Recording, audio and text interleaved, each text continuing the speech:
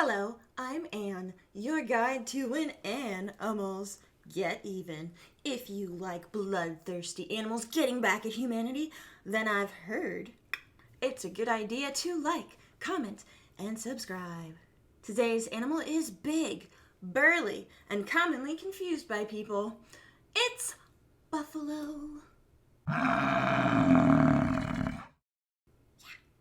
In North America, we actually have bison, which is a distinct species separate entirely from actual buffalo, like all on their own. In the old world, where buffalo actually live. So, to start, we have the African buffalo, otherwise known as the Cape buffalo. They are entirely undomesticated, probably because of their perpetual bad attitude. I mean, I don't know, like if I was that big and I could just crush everybody and anything and I had these giant horns, I also would just like, I guess, be technically said that I have a perpetual bad attitude because I just wouldn't put up with anything. I'd just be like, no, honk, bye. So, their horns curl very low, often past their eyes. So we're talking swooping down. Bison have like this horns. The buffalo have like this. I don't know. That looks really, it looks really dumb, but so I'll get a hat next time. They're found only in Africa. I mean, African buffalo, Africa.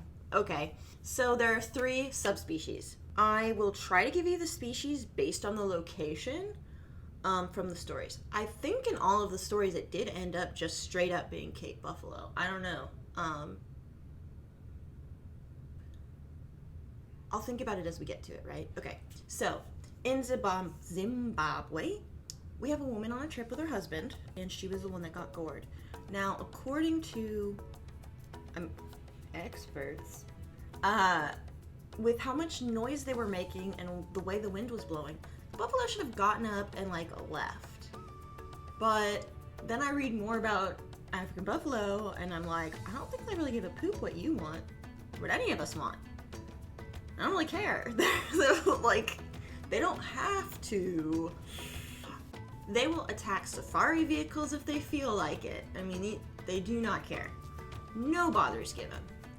So first, it knocked her husband over, and then I went straight for her. So unfortunately for Angie, this dislocated her spine, broke her ribs, collapsed her lungs, and caused her to lose a life-threatening amount of blood. Terrible. All of that is bad. Nothing funny about it, right? So thankfully, quick action by the guy that they had got her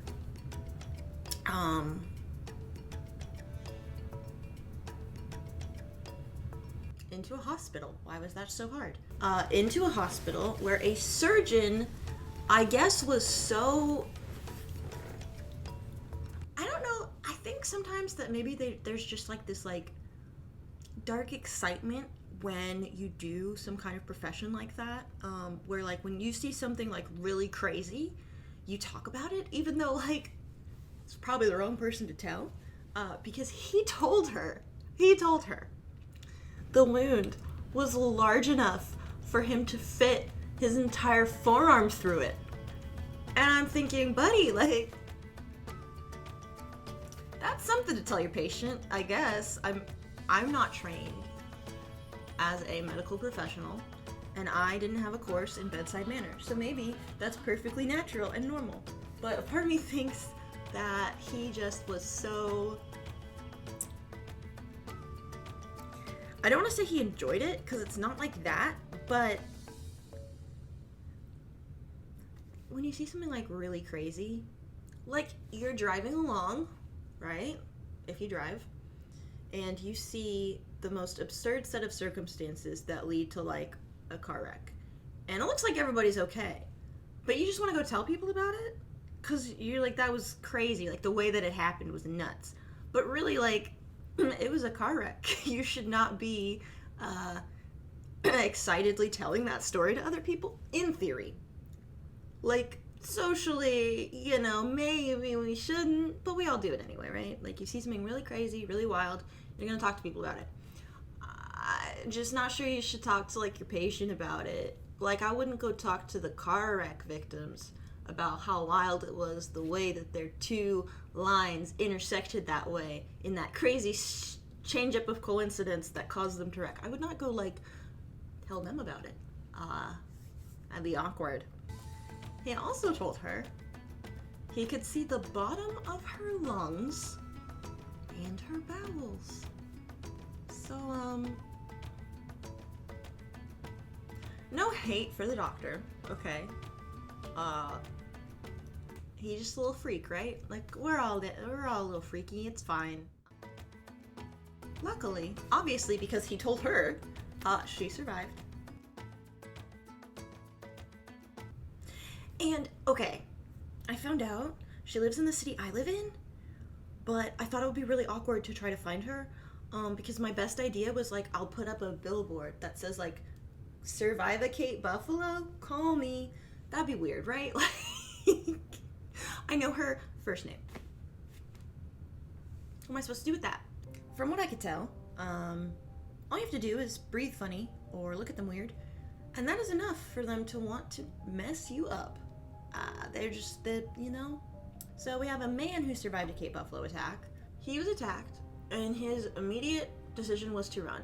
Which, like, okay, yeah, he couldn't outrun it. We can all agree on that. Let's not laugh at him yet, because this was actually, like, a brilliant move on his part. He turns to run. He's got a backpack. It's full of gear. It's full of clothes and water bottles. So what happens is, the buffalo ends up hitting the backpack instead of him. It doesn't gore him, it gores the backpack, essentially. So while the contents were ruined, just obliterated, gone, there's no more water. He got launched 15 feet and ended up on all fours, which just, wow. His gear distracts the buffalo and it keeps it away from him. Then there's a second charge. He gets hit on the left and loses his entire shoulder. Later it would be completely reconstructed. He's got a working shoulder, but at the time it was like, bones are done. Bones are dust. They're not literally dust. I'm sure it was just like immense amounts of fragmentation and just like whatever. I'm not a medical professional. Moving on. The third charge, he sits up thanks to the backpack. Apparently it kind of like helped him push up, but he crab walked away from the buffalo, so that when it came for him, he used his feet in his boots and he pushed on the horns to keep the buffalo away from his vital organs, his chest, his stomach, everything. He basically was like, through sheer strength of will, is using his legs and feet to is it leverage? He's doing a physics thing. The angry beast is then felled by some hunters.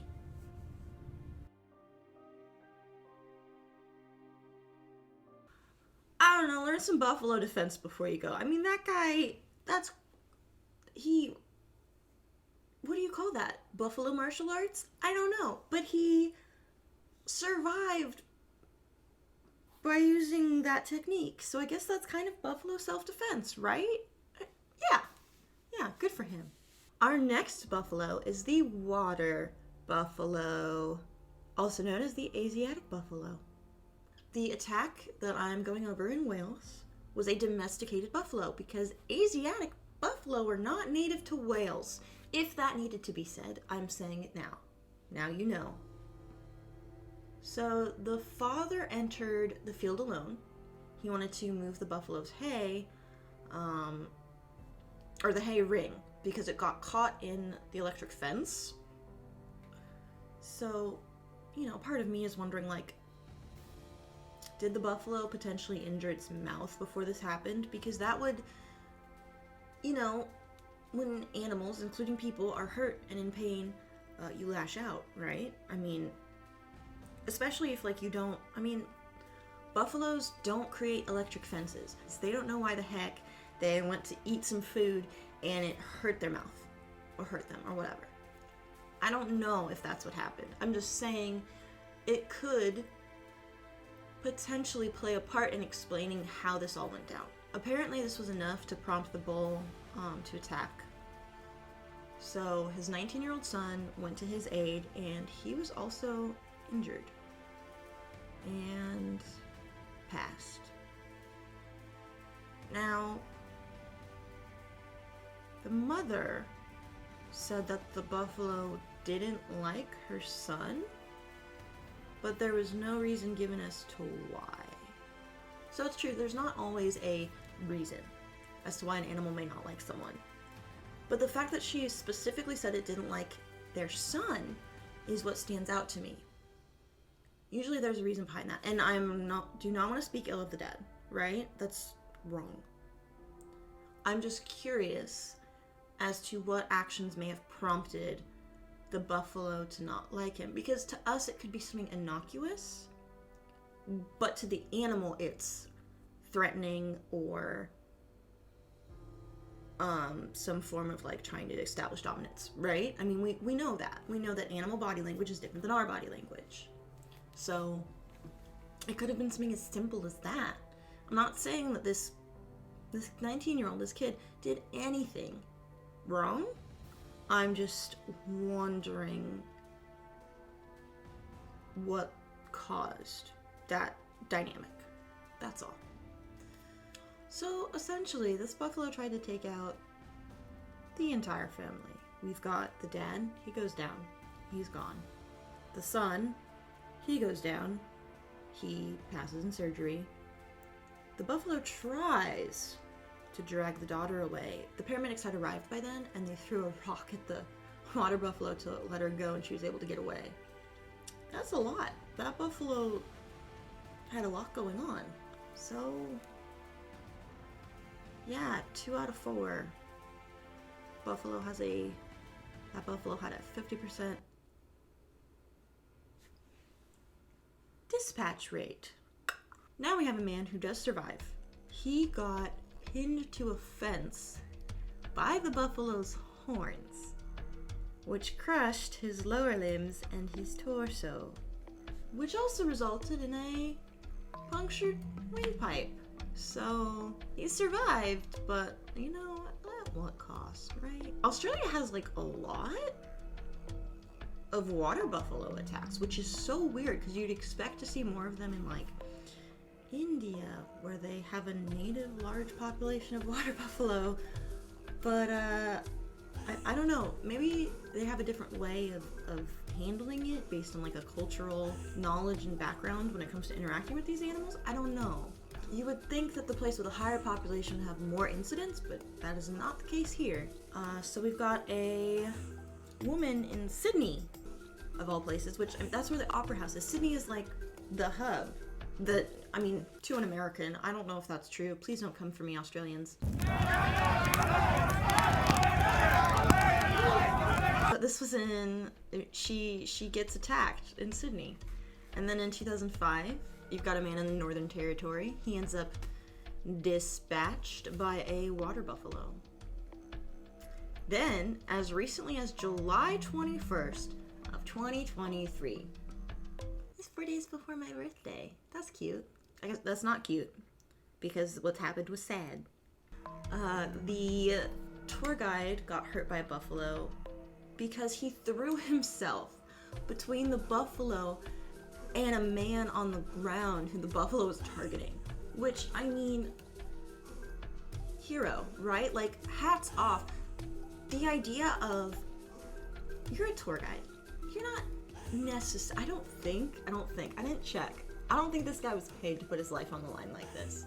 But to have the courage and bravery that you put yourself in the way of danger to protect someone else who you don't even freaking know, some random guy, hats off to him, right? That's kind of a big deal. He should be celebrated.